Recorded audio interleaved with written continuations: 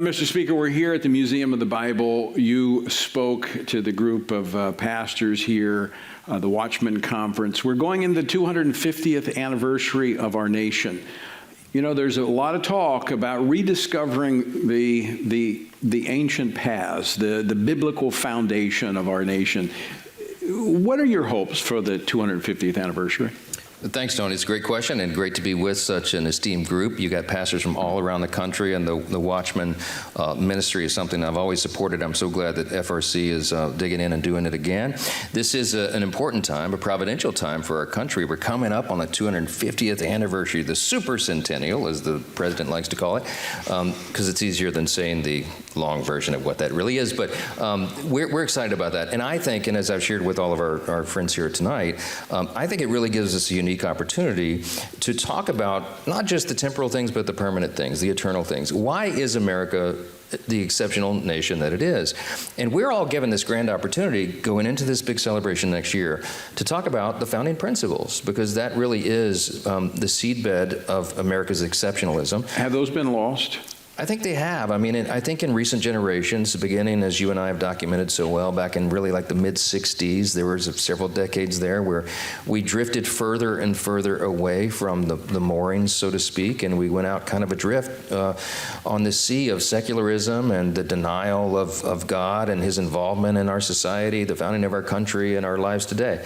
And I think there's great peril in forgetting that. The founders were very clear about this. We discussed it tonight. You know, their admonition was to stay close to that. I know we're a nation divided in many ways, but is there an awakening of sorts as people recognize that we have strayed from that and the consequences are more than we're willing to accept? I do think that we are on the verge of a turnaround. Maybe it's a revival. I mean, many people have been praying for this for a long time, but you do see a resurgence of faith, of the interest in that.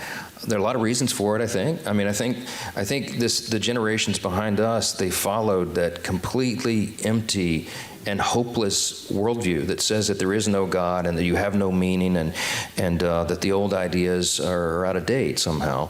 And they came to the very end of that philosophy and they realized how empty and desolate it was. And so they're grasping for something that is true and eternal. And the truth never changes. It's always been the same. Since the founding of the country 2.5 centuries ago, it has always been the same. And the founders reminded us, as we talked about tonight, Washington, the father of our country, said, of all the dispositions and habits which will lead to political prosperity, religion and morality are indispensable supports. And John Adams, our second president, said, our Constitution is made only for a moral and religious people. It is wholly inadequate to the government of any other. That's what we get to talk about all next year. Let me ask you about that, Mr. Speaker, because you've laid out the problem. We've kind of forgotten those foundational elements. They're needed. There's a sense that we've lost something, and there's an attempt to rediscover. You're also a constitutional attorney, religious freedom attorney. What would you recommend to pastors and to others as we enter this 250th anniversary about talking about these things and celebrating these things and bringing them back into the public square? As our good friend, the Reverend Gene Mills, the Louisiana Family Forum always used to say, it's a great time to be alive if you have the answers. And we have the answers, and now we have this grand platform and opportunity to discuss it.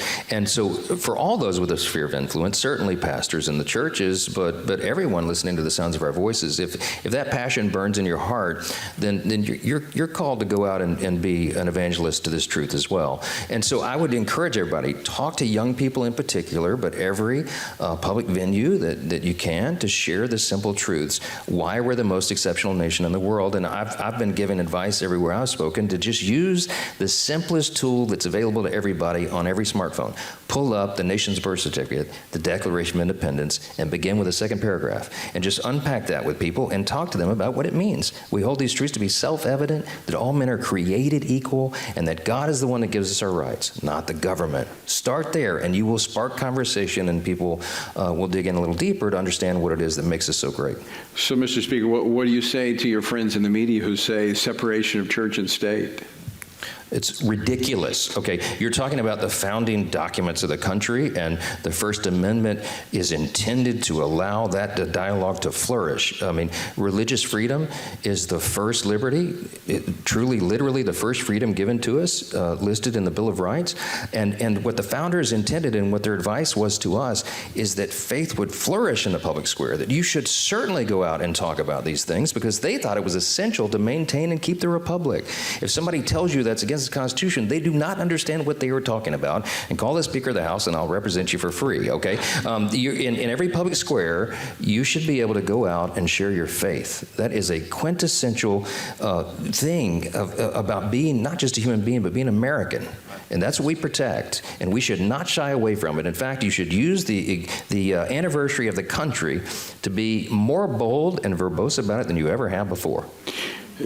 As you mentioned, the founders warned the further we moved away from these foundational elements and truths, that there would be a price to pay. Are we paying that price today? Well, we have. I mean, obviously, you see the suicide rates, and you see the crime that's infested the country, and all these problems that we face. I mean, the root of all those problems is the lack of religion and morality, which is why the father of our country said those were the indispensable supports.